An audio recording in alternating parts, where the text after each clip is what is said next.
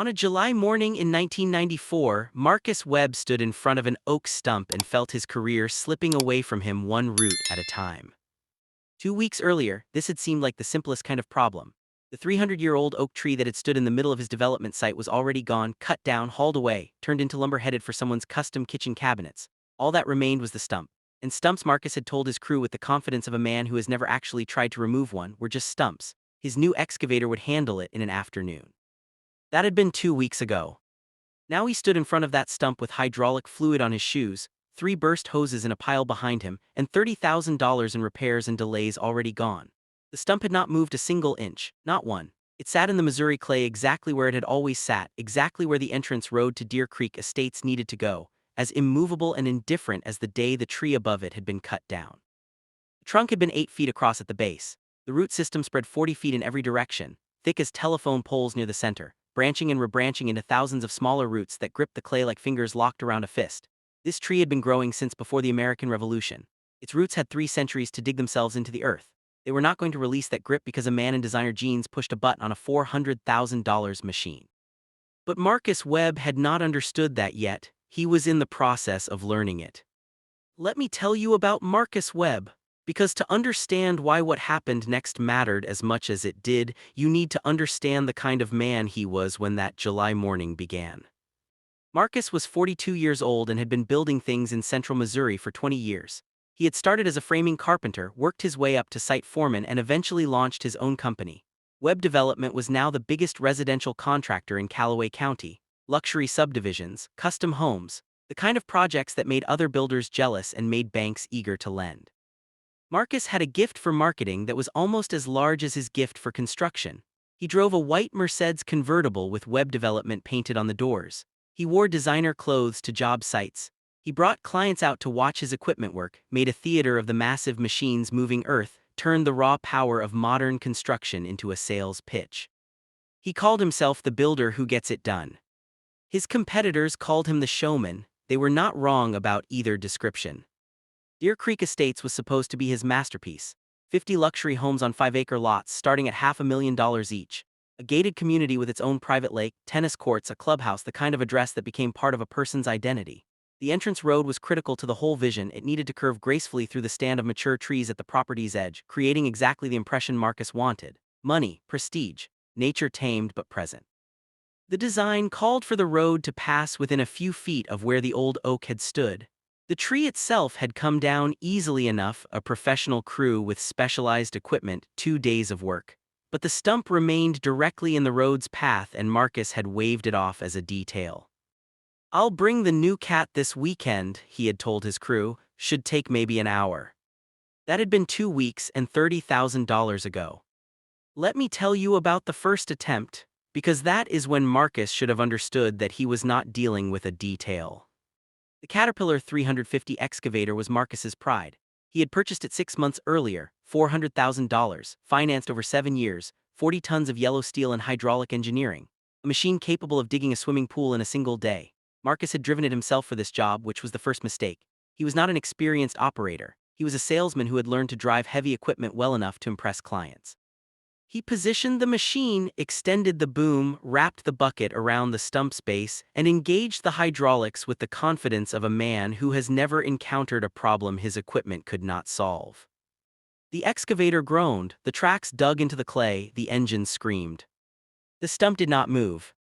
Marcus pushed harder. The hydraulic lines began to whine with pressure building beyond their rated capacity. Any experienced operator would have recognized the sound and backed off immediately. Marcus was not an experienced operator. The first hose blew at 3:47 in the afternoon. The sound was like a rifle shot. Hydraulic fluid sprayed across the machine, across the stump, across Marcus's designer jeans. The excavator's arm went limp. "Get the spare hoses," Marcus ordered, his face red. "We'll fix it and try again." They fixed it. They tried again. A second hose blew. They fixed that one too, brought in a bulldozer to push while the excavator pulled. The bulldozer's tracks spun uselessly on the clay while the excavator strained against its limits. A third hose blew.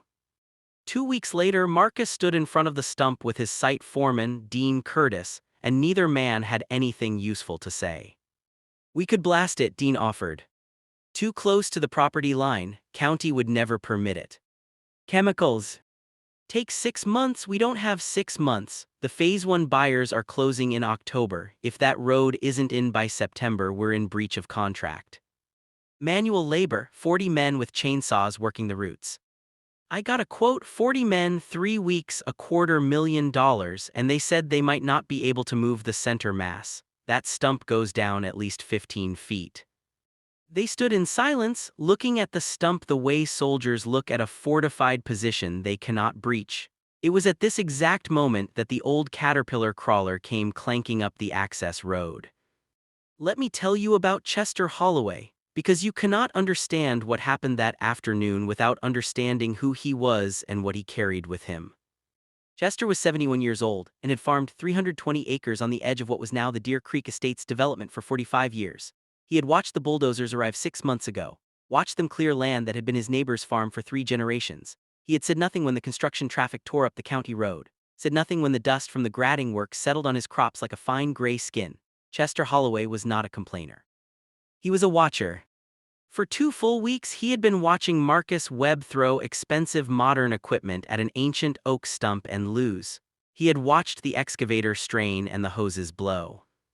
He had watched the bulldozer spin its tracks in the Missouri clay. He had watched, and while he watched, he had been thinking about chains and pulleys and the patient application of physics, about a machine sitting in his barn that had been built for exactly this kind of problem.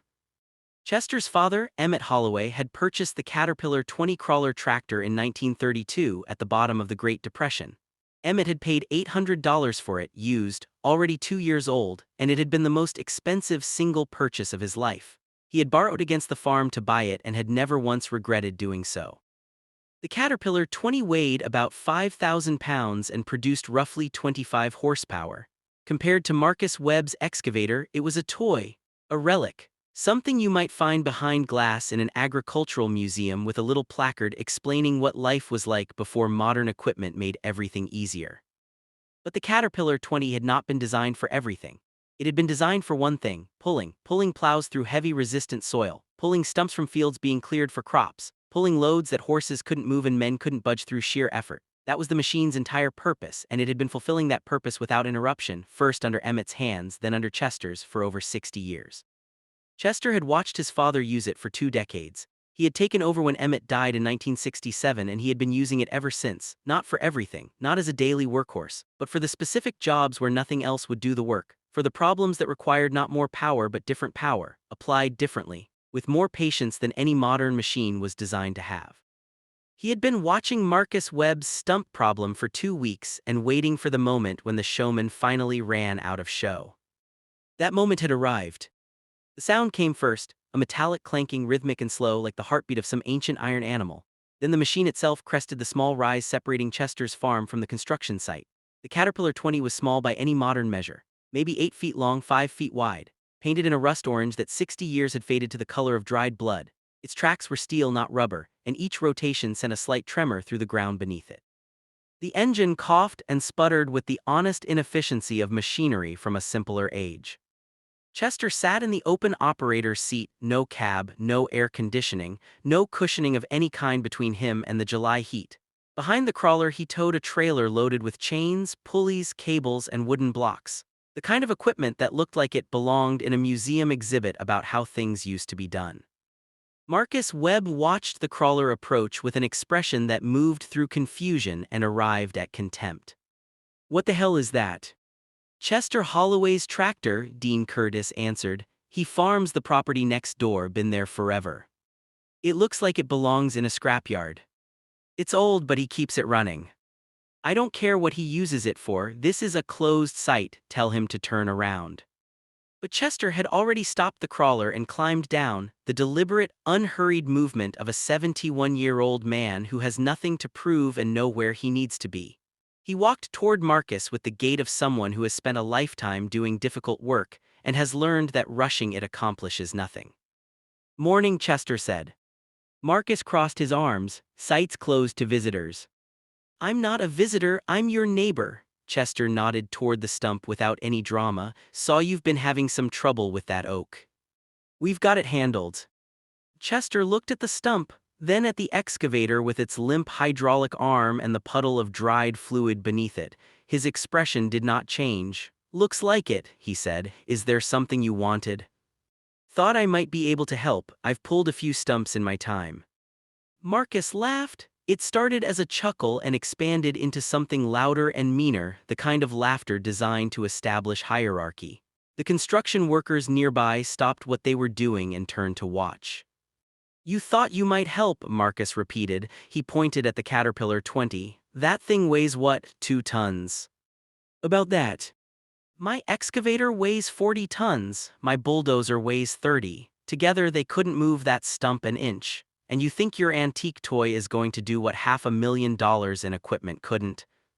Chester did not respond to the laughter. He looked at the stump the way a doctor looks at an X-ray, not at the surface but at what the surface is telling him about what lies underneath. "Your machines are stronger than mine," he said finally. "But strength isn't the problem is application." "Application." "You're trying to rip that stump out all at once. Hydraulics work in straight lines. They're designed for lifting, for digging, for moving loose material. But a stump like this isn't held by one force. It's held by thousands of roots, each one anchored in a different direction. You can't overcome all those forces simultaneously. You have to overcome them one at a time." Marcus's laughter had faded. "And how exactly do you propose to do that?" "Mechanical advantage, pulleys, patience." Chester nodded toward his trailer. "I've got a block and tackle system that multiplies force by a factor of 6. My crawler makes about 25 horsepower at the drawbar. With the pulleys, that becomes effectively 150 horsepower applied slowly and steadily from the right angle." "That's still less than my excavator." "Yes, but it's applied differently. Your excavator builds hydraulic pressure, reaches its limit, and either something moves or something breaks. My system doesn't have a limit the same way. It just keeps pulling, keeps applying force until roots give up one at a time." Marcus looked at the stump, at his broken excavator, at his crew watching to see what he would do. His pride told him to send the old man away. His contract obligations and his schedule told him he was running out of time. "Fine," he said, "show me what your museum piece can do, but when it breaks down trying, you're hauling it off my site yourself." Chester nodded once. "Fair enough," he said and walked back to his crawler. "Let me tell you about the setup, because this is where Chester Holloway showed what 60 years of experience actually looks like when it's working." Chester did not rush. That was the first thing. He spent a full hour walking around the stump, studying it from every angle, kneeling occasionally to examine exposed roots, pushing a steel rod into the ground at different points to gauge the depth of the root system. The construction crew watched with the skeptical patience of men who have already decided the outcome but are willing to be entertained on company time. Marcus retreated to his Mercedes and sat in the air conditioning making phone calls or pretending to. When Chester was satisfied with his examination, he began unloading his trailer. The block and tackle system was deceptively simple to look at. A series of pulleys, each one reducing the force required to move a given load by half, arranged in a sequence. Chester's setup used 6 pulleys, meaning every pound of pulling force from the crawler translated into 6 pounds of force at the attachment point. Simple physics. The kind of physics that has been understood since the ancient Greeks and has not become less true because modern equipment exists.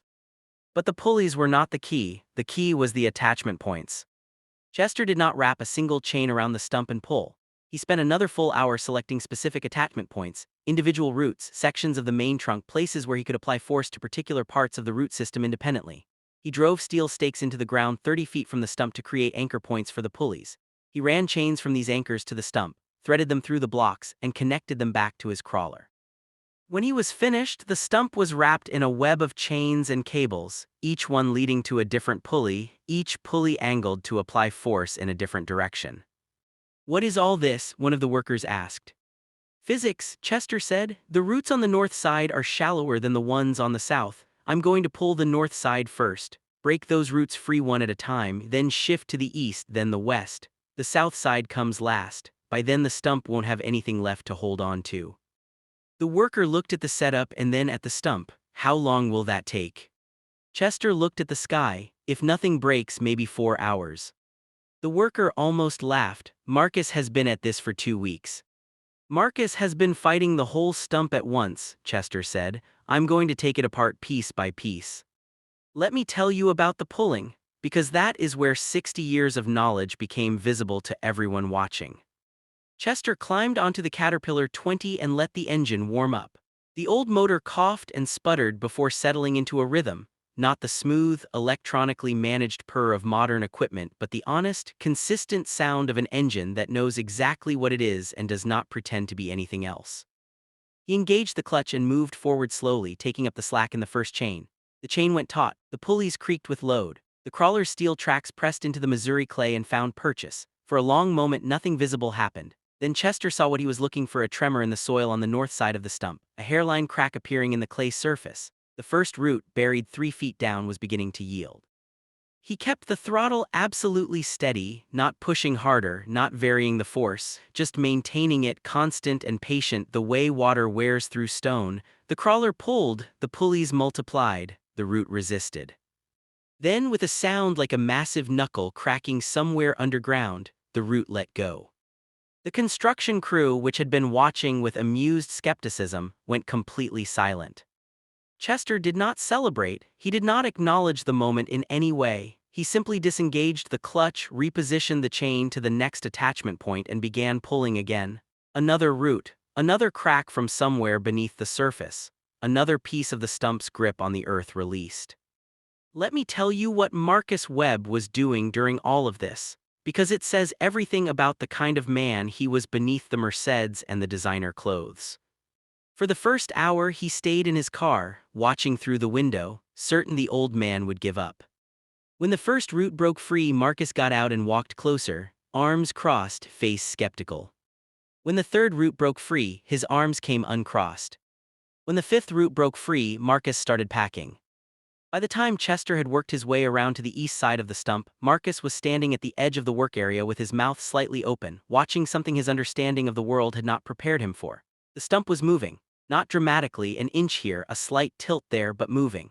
After 2 weeks of absolute resistance, 3 centuries of root hold were beginning to release. "How is this possible?" Marcus said to Dean Curtis. "My excavator makes 10 times the horsepower." "He's not using horsepower," Dean said quietly. "He's using leverage." "It's the same thing." "No," Dean said, "it isn't." He had been watching Chester work with the attention of a man who understands machinery and is seeing something that reorganizes his understanding. "Your excavator applies force in one direction. It's like trying to open a locked door by pushing harder. Chester is working the hinges, taking the door apart piece by piece." 3 hours and 47 minutes after Chester started pulling, he stopped the crawler and climbed down. The sun was dropping toward the western horizon, throwing long shadows across the site.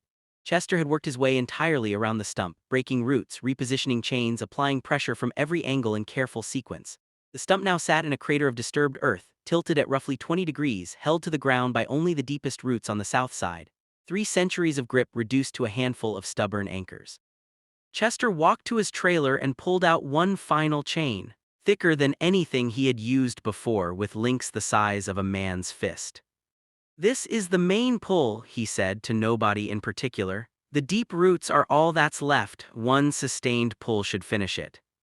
He wrapped the chain around the center of the stump, ran it through his final pulley arrangement, and connected it to the crawler. Then he climbed into the seat, took a breath, engaged the clutch, and pushed the throttle forward. The Caterpillar 20 dug in. Its tracks churned the Missouri clay. The engine roared with everything it had: 25 horsepower multiplied by 6, applied through 60 years of iron and steel and the knowledge of how to use both. The chain went tight as a piano wire. The stump groaned, the ground around it trembled. And then, with a sound like thunder breaking loose from somewhere deep underground, the last roots gave way. The stump rose out of the earth. 300 years of growth, 40 feet of root system, 15 feet of depth, all of it coming up at once, trailing soil and broken rock and severed roots. The stump cleared the hole and rolled onto its side, and the construction site fell into absolute silence. For a moment, nothing moved, nobody spoke. The only sound was the Caterpillar 20's engine idling. Then the construction crew erupted. Men who had been standing with skeptical arms crossed were cheering, grabbing each other, pointing at the stump and at the old machine and at the 71-year-old man climbing calmly down from its seat. The laughter that ran through the sight was not the laughter of mockery. It was the laughter of pure disbelief converting itself into joy. Chester walked over to the hole where the stump had been, looked at it for a moment, nodded once and began coiling up his chains. Marcus Webb stood at the edge of the crater, staring down into the earth. His face had gone pale. His hands were not quite steady. He was looking at a hole in the ground that represented 3 centuries of roots and 2 weeks of his failure, and he was trying to find the right category for what he had just watched. Chester finished coiling his chains and walked over. "There's your hole," he said. "Should be able to pour your road now." Marcus didn't respond immediately. When he finally looked at Chester, there was something in his face that had not been there before. Something that does not come naturally to men who have spent 20 years being the most capable person in every room they enter. "How?" Marcus said. "How did you do that?" "Same way my father did it, same way his father did before him." Chester looked at him directly. "Some problems don't need more power, they need better thinking." "But my equipment." "Your equipment is designed for different work. Digging, lifting, moving loose material. It is not designed for pulling something that has decided it is not going to move." He patted the side of the crawler. "This machine was designed for exactly one thing, pulling. It is 64 years old and it still does that one thing better than anything built after it because nothing built after it was designed to do that one thing. Everything built after it was designed to do everything, which means it does nothing perfectly." Marcus was quiet for a moment. "I owe you, name your price." Chester shook his head. "I didn't do this for money, I did it because that stump was irritating me, sitting there acting like it was smarter than everyone, and because my father believed that if you could help someone you should, didn't matter whether they deserved it. I laughed at you, in front of my whole crew." "You did and I still helped you." Chester began walking back toward the crawler. "I didn't help you, I pulled a stump, you just happened to need one pulled." "Wait," Marcus called, "there has to be something." Chester stopped and thought about it genuinely. "You're building 50 houses on this land," he said. "Nice houses for people with money and education, people who have probably never done a hard day's work with their hands in their lives." He looked at the spot where the oak stump had been. "Put up a sign at the entrance, right there where that stump was, something that tells people this land was farmed for 150 years before it became a subdivision. Something that reminds them that the people who built this country weren't driving Mercedes and wearing designer jeans, they were driving tractors and wearing overalls." Marcus looked at him for a long moment. "I can do that," he said. "Then we're evens." Chester engaged the clutch and drove the Caterpillar 20 back toward his farm, the steel tracks clanking against the access road, the engine coughing and sputtering the way it had for 60 years, the way it would continue to do for years after this afternoon. Marcus Webb finished the Deer Creek Estates development 6 months later on time and on budget. The entrance road curved exactly as he had designed it, passing within feet of where the ancient oak had stood. At the entrance he erected a stone marker. The inscription read, "This land was farmed by the Harrison family from 1847 to 1994. Before the houses were built there were crops, before the lawns were planted there were fields. The people who worked this ground built it with their hands, their backs, and their stubborn determination. We honor their memory." The Homeowners Association voted to have it removed within the first year. Marcus refused. "That sign stays forever," he told them. "It's in the deed restrictions, take me to court if you want." They did not take him to court. Let me tell you about Marcus Webb after that July morning. Because he changed, and the change was real, not the performed version of change that men like Marcus sometimes substitute for the genuine article. He still drove the Mercedes, still wore the designer clothes to job sites, still called himself the builder who gets it done, but something had shifted underneath all of that. He started keeping an old photograph on his desk, a picture Chester had given him of Emmett Holloway standing next to the Caterpillar 20 sometime in the 1940s. Emmett looked like every other Depression-era farmer, thin, weathered, proud, wearing work clothes that had been washed so many times they had no particular color left. The crawler behind him looked exactly as it would look 60 years later, when it pulled the oak stump from the Missouri clay. When people asked about the photograph, Marcus told them the whole story, including the part where he laughed, including the part where he was wrong. "I learned that expensive doesn't mean better," he would say. "That new doesn't mean smarter, that sometimes the old ways work when nothing else does, and that the man laughing is usually the man who doesn't understand what he's looking at." He started hearing older contractors, men who remembered how things were done before hydraulics and computers replaced the need to think carefully about the right approach to a problem. He started keeping simpler equipment on his sites for jobs that didn't need complexity. And every time someone told him a problem was impossible, he thought of Chester Holloway and his 64-year-old crawler. "Nothing is impossible," Marcus would say, "you just haven't found the right approach yet." Chester Holloway farmed until 1998, when his knees finally made the decision for him and his son Robert persuaded him to let the younger generation take over. He sold most of his equipment but kept the Caterpillar 20 in the same barn where Emmett had parked it in the 1930s. After the Stump incident, Chester had become something of a local legend in Callaway County. People drove out to his farm just to see the crawler, to hear the story, to understand how an old machine and simple physics had done what modern technology could not. Chester always told the story the same way, always ended it with the same thought. "My father used to say that people get confused about what makes machines powerful. They think it's about horsepower, about size, about how much force you can generate. But that's not power. Power is applying force effectively. A lever is more powerful than a hammer, a pulley is more powerful than a rope, and patience is more powerful than strength." When people asked what made the Caterpillar 20 special, Chester would pat the faded orange hood. "Nothing special about it. It's a simple machine that does one simple thing very well. No computers to override you, no sensors to protect it from itself, just iron and steel and a man who understands how to use them." Chester Holloway died in 2006 at the age of 83. The funeral at the Methodist Church in Fulton drew over 200 people, including Marcus Webb, who flew back from Arizona specifically to be there.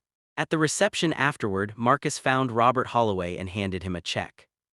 "What's this?" Robert asked. "The money your father refused to take in 1994 plus 12 years of interest. I want it to go to whatever cause he would have chosen." Robert looked at the check. "This is $50,000. That stump cost me $30,000 in delays and repairs. Without your father it would have cost me 10 times that, possibly my whole business. $50,000 is the least I owe." Robert thought about it. Dad always supported the County Historical Society. They preserve old farm equipment, teach kids about how things used to be done. "Send it there," Marcus said, "with a note that says it's from Chester Holloway's crawler, the machine that taught me to respect old things." Let me tell you about 2015, because this is the part of the story that proves some lessons have to be learned by each generation on its own terms. Robert Holloway had kept the Caterpillar 20 exactly the way Chester had kept it after Emmett died, in the same barn, started once a month, maintained with the same patient attention. In the spring of 2015, a developer named James Webb was building a new subdivision on the outskirts of Fulton. Marcus's son. He had inherited his father's company and his father's ambition, but not necessarily his father's hard-won education. There was a stump, not as large as the oak that had defeated Marcus in 1994, a century-old elm this time, but directly in the path of the main entrance road. James had brought in an excavator and a bulldozer. The stump had not moved. 3 days in, with broken hydraulic lines on the excavator and his schedule beginning to slip, Robert Holloway drove up to the site on a machine James had only ever seen in an old photograph on his father's desk. An orange Caterpillar 20, 83 years old, trailing a wagon loaded with chains and pulleys. "What is that?" James asked his site foreman. "That's the Holloway crawler," the foreman said. "You don't know the story." "What story?" "Ask your father." Robert climbed down and walked over. "You must be Marcus's boy, you look just like him." He looked at the broken excavator and then at the elm stump. "Looks like history is repeating itself. Can you help?" "Probably, but first I need you to do something. Call your father." Put him on speaker. James looked confused but dialed. Marcus picked up on the second ring. "Dad, I've got a man here named Robert Holloway, says you know him." There was a pause on the line. Then, "Robert, is that your father's crawler I can hear running in the background?" "It is." "And let me guess, my son has a stump he can't move." "He does." Marcus Webb laughed, but it was a completely different kind of laughter from the kind he had used in 1994. This was the laughter of a man who has learned something important and is watching his own son arrive at the same classroom by the same door.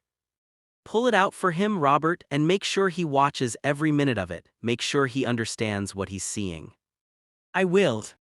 "And Robert, tell him about his grandfather. Tell him about the sign at Deer Creek. Tell him that some things don't become obsolete, they just wait for people to forget why they were built." Robert Holloway pulled the elm stump in 2 hours and 43 minutes. James Webb watched every moment, the chains, the pulleys, the slow, steady application of force that never exceeded what the old machine could comfortably provide, the roots releasing one at a time as though the earth was simply changing its mind about holding on. When it was over, James asked Robert the same question his father had asked Chester 21 years earlier. How is this possible? And Robert gave him the same answer Chester had given Marcus. Some problems don't need more power, they need better thinking. The Caterpillar 20 is still in the Holloway family barn, started once a month, first by Emmett, then by Chester, then by Robert, and now increasingly by Robert's daughter Emma, who learned to drive it on her 16th birthday and who treats it with the same matter-of-fact reverence that every Holloway before her has shown toward a machine that has never let them down. The Stump story has become a legend in Callaway County. It gets told at the feed store and the diner and the county fair. The details shift a little with each telling. The stump gets bigger, the chains get heavier, the pulleys multiply, but the lesson stays exactly the same. Expensive doesn't mean better, new doesn't mean smarter. Sometimes the old ways work when nothing else does. Somewhere in a barn in central Missouri, a 92-year-old crawler tractor is waiting. Its engine runs, its tracks grip. Its simple system of gears and chains and pulleys can still move things that have decided they are not going to move. The engineers will bring their excavators, the contractors will bring their hydraulics, the developers will bring their confidence and their schedules and their certainty that modern equipment can handle anything. And the Holloway crawler will pull out what they can't. That is the difference between machines that give up and machines that were never built to know how.